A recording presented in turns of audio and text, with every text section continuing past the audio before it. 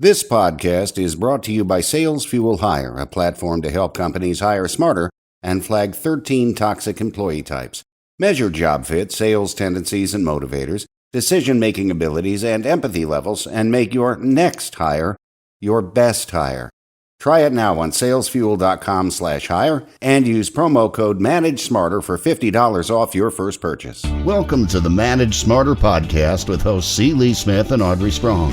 We're glad you're here for discussions on new ways to manage smarter, hire, develop and retain talent, improve results, and propel team performance to new heights. This is the Manage Smarter podcast. Well, Lee, our guest today, he's an expert in many things, including the gig economy, hiring, firing, and some philosophies about being too controlling, which is probably, I'm guilty of that. We're very lucky to have him. Micah Rowland is here today. Hi, Micah. Hi there. Thanks for coming to the show. Welcome to Manage Smarter, everyone. I'm Audrey Strong. I'm the Vice President of Communications here at Sales Fuel. And I'm C. Lee Smith. I'm the President and CEO of Sales Fuel. Well, Micah, your expertise is amazing. And, for everybody who hasn't met Micah, he is not your everyday builder, maybe because he doesn't build homes, cabinets, or even the software that he used to when he was an engineer. He is the Chief Operations Officer of Fountain and builds people, teams, and processes that has taken multiple companies from 50 to 250 people, 5 million up to 30 million in revenue. Hire slow, fire fast, and stop being too controlling. The topics today. And the website, if you want to check it out while you're listening, get.fountain.com. Micah, thank you for coming to our microphones. We appreciate your time. Absolutely. I'm glad to be with you. Thank you for having me. You know, that hire slow, fire fast, I used to be a big proponent of that. And it seems like these days you really can't afford to fire fast anymore. It's like, is that just my impression or do you have thoughts on that as well? Well, I think that saying really comes out of the technology industry and the startup culture and VC-backed company culture. So it may be that it just doesn't apply everywhere, but I think the core idea is if you are very thoughtful about your hiring and if you then put clear expectations around what you're hoping for from that person in place, if they're not succeeding, then you should get to the future that you know is coming as fast as you can and let them go. And I don't agree with that for a variety of reasons, but I think that the decision about whether or not to fire somebody, certainly legal situation, regulations, and so forth has a lot to say about that in many places. Some states or some places in the country are more difficult than others, but as far as I'm concerned, it's a management decision. So oftentimes the biggest impediment to letting somebody go is just management willingness to deal with the hole that is left in their absence and trying to cope with the challenges associated with filling that hole. Well, let's dive into that a little bit more. What are some of the other reasons why you find that that's a failed theory? I think that generally speaking, there are many factors that contribute to employee success or employee failure and under-delivery. And some of those certainly are about the skill of the employee, the will of the employee, but there are many others that are not really related to that employee, or in some cases are only indirectly related. So for instance, your company culture, if they're not a great fit for that culture, that is at least partly on the company in terms of whether or not they selected somebody who's a great fit.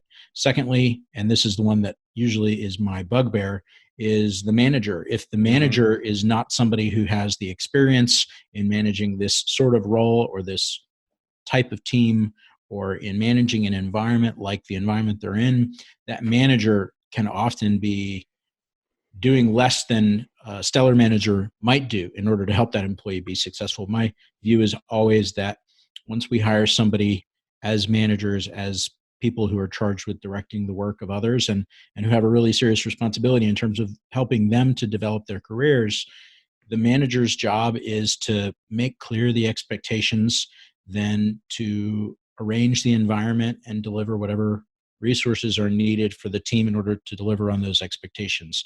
Obviously, it takes employees contributing on their part, but it's also a really easy way to fail if you're a manager and you fail in one of those other aspects or a myriad other elements of managerial leadership that are their own skill set and their own challenge in getting right and in making sure that you've got your craft honed. So I think the key way that fails in startup culture, where I've spent a lot of my time in the last decade, is in the level of experience and the breadth and types of problems that people who are in management roles face.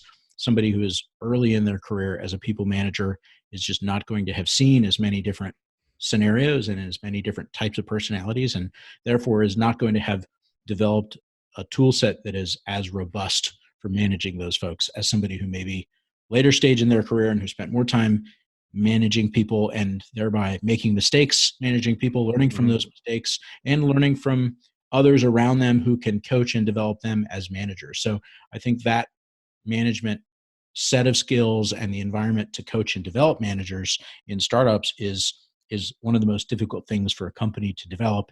If you're trying to grow fast, if you're trying to hire people who could potentially make more compensation elsewhere in the market because you're being cash conscious as a startup and because you're competing with a lot of other exciting companies out there, and it can be difficult to make your name and brand stand out as a potential employer. So I wonder if there's something wrong with the hiring process. And a couple of the areas that that you have a lot of clients, that being in the hospitality industry and the restaurant industry, because I just wonder if it's something wrong with the hiring process, or just not being able to have a very deep pool of people that are willing to do those jobs. What's your take on those two industries in specific, with the challenges that they face in hiring people? Well, I'd say there's definitely a little bit of both of those things going on in the macro environment that we're in, with very, very low unemployment rates. We have an unemployment rate that is as low as it's been since, I think, 1969. And in that environment, folks have a lot of different options. So if they're applying for your job, especially if your job is something that is going to be on the lower end of the wage scale, they have a lot of other potential places where they could be spending their time to do work. And two big areas. One is the gig economy that didn't exist 10, 15 years ago. It's a big part of people's work life nowadays. And so if people feel like they can go drive for one of the ride sharing services or walk dogs with a dog walking service or any of the other many myriad gig economy companies that are out there, and they feel like that is a better option for them than your job, frontline service, retail, what have you, then they're going to at least think about that. The second is just all the many ways that our economy is shifting and changing. And that's giving people who are looking for these service economy jobs more opportunity to vet more options all the time. So the rise of online job boards makes it easier to understand what opportunities are out there for candidates, and it makes it easier for them to apply to many jobs. It's a lower barrier to putting in an application. Therefore, people apply to many more jobs. Therefore, there are many more candidates in many jobs. And so I think all these put the onus on companies to get better at process in order to make sure that they identify the right folks for the job. They move them through the process quickly. But there are also challenges, I think, in terms of the ways that these companies are deploying their labor. So a lot of what has happened in the economy involves the introduction of technology to business processes and to elements of work where it wasn't a big factor in the past. And for companies to be able to integrate those technologies and process the technological changes that they bring in order to make employees more productive, more successful, without making their jobs too stultifying or without making their jobs too boring, that's a real challenge. And I think a lot of service economy companies, especially larger scale companies that take longer to adapt to technological change, they're having a difficult time with this because it's not always clear how you can strike the balance between introducing new technologies that are going to help you serve your customers better and help make your labor force more efficient over time, and confusing your labor force. That can take a lot of energy and organizational attention. And I would say that in response to those challenges, that there might be this temptation to, to accelerate the process or throw process out the window entirely, where it's like, the old adage of, if they can fog a mirror or whatever, and they're willing to do your job, you hire them. What are some of the perils of that? It's like, I'm brutally aware of them, but I think that everyone needs to hear this.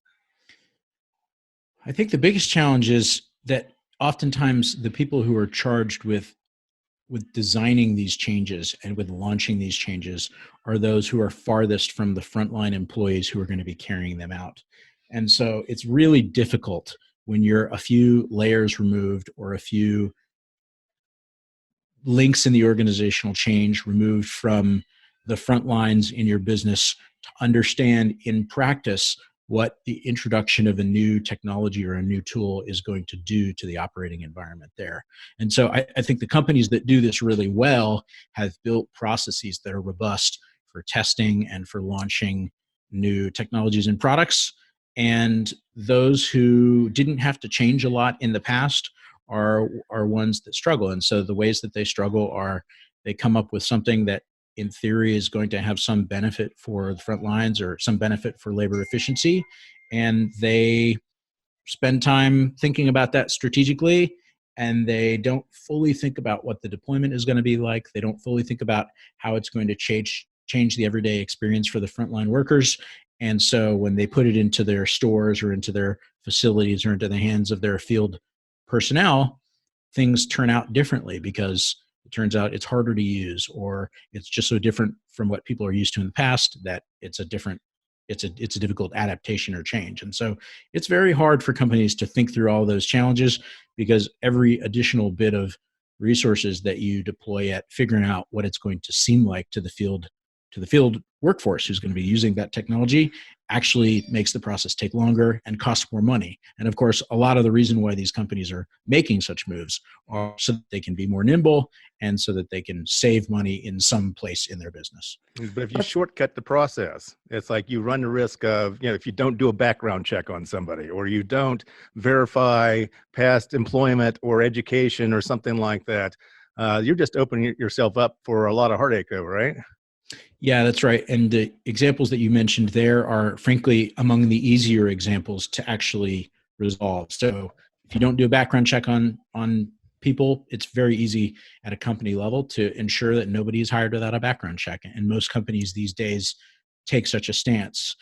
Similarly, verification of prior work history, education, and so forth, there are ways to do that now, but those are the things that companies can do before somebody joins your company. I think the much more challenging scenario is when you have somebody join the company and the skills that you thought they had are not what they actually turn out to have because you misassessed or because they misrepresented, whether intentionally or unintentionally. And so I think those challenges are the ones that actually create lots of the challenges in operating environments where it's hard to match people to the job in a way that matches their willingness to work with your willingness to pay, the specific skills that you need in the geography and the type of work environment where you want to hire somebody. So that matching challenge, I think, in an economy that is introducing more specialization, where we have companies that are taking on specific elements of work that would have been done in-house before, but you want to save money, so you're going to use a contractor or a third party to complete that part of your business's process. All of these things, the additional specialization and focus in the economy makes the job hiring and matching process a little bit more challenging. At least I think so. Yeah, we've got a few minutes left, Micah, so I want to pivot. I know, having worked in service industries myself, when you get a top-down process like that from the user experience and then the customer experience doesn't make sense to anyone, feels very controlling and feels like a lack of control to, me, the employee. So I want to talk about your philosophy on letting go of control, particularly in startups. Can you just share with our audience a little bit about your philosophy and tips on that? Sure. I was afraid for a minute you were going to ask me this question with respect to food service or retail, no. which I think are pretty different from startups. But in startups, I think a very common fallacy amongst especially early career managers, but I think this often happens in many different levels within a company, is the idea that you can either just tell somebody what to do or what to achieve and that they're going to know how to achieve that, or the idea that you can tell somebody generally how you want them to get to the desired outcome and they're going to achieve that outcome, or the idea that you can tell somebody how you want to do the day-to-day job and they're going to do it that way. So I think the way to think about this is companies often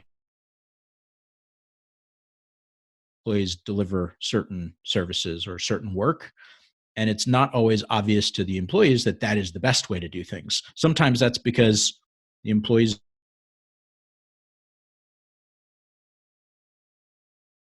leaders or managers knew those things. They would think that things ought to be done in a different way. In other cases, it's because the employees have some incentive, whether an incentive that was created intentionally and willfully, or something that is unintentional and buried in the ins and outs of the way that their job works, to do things differently. In other cases, it's because of something around the organizational hierarchy and the roles and responsibilities that touch a given business process. Either they're defined poorly, or they're misdefined, or the gears of those processes sort of grind against each other as things are proceeding. And when the company tries to control something and the way that it works operationally without really understanding those dynamics, I think you get problems. And so for a manager, I think it requires a lot of humility and a lot of willingness to make sure that you, especially in a startup environment where things are not fully defined because you're inventing this company as you go, to make sure that you don't jump in and say, this is how we're going to do things. Let's track everything this way and ensure that everybody does everything that way. Because as a manager, you just don't know how things are going to play out until you test, until you allow the creativity and the capability of all the employees in your company to be reflected in the development of the process. And so that fallacy of thinking I can control what people do in this arena is a real challenge for startups. And when you add in the dynamic that I talked about earlier, where you have a lot of people in startups who are younger managers than you would get in a more established company, then you have a more challenging version of that fallacy, because those younger managers don't always have the ability to problem solve their way into thinking with the employees about how to set up the process, nor do they have necessarily the management chops and the sensitivity to get the team to do things in a consistent way without the team feeling, this person's just ordering me around. I don't have any leeway to influence the development of the process to build this company in collaboration with the rest of the people involved. Well, these are just a few of the areas of expertise that Micah has. He's great about growth strategies and other leadership principles. Everybody, it's LinkedIn for Micah is Micah, and you spell Rowland Rowland, and it's get.fountain.com, get.fountain.com. And Micah, it's been a pleasure having you on the show. We sure appreciate it. Thank you so much. It's been a pleasure to talk to you. Thanks for listening. If you enjoyed the show, please rate and recommend on iTunes, Overcast, or wherever you get your podcasts. You can also get more great information at salesfuel.com.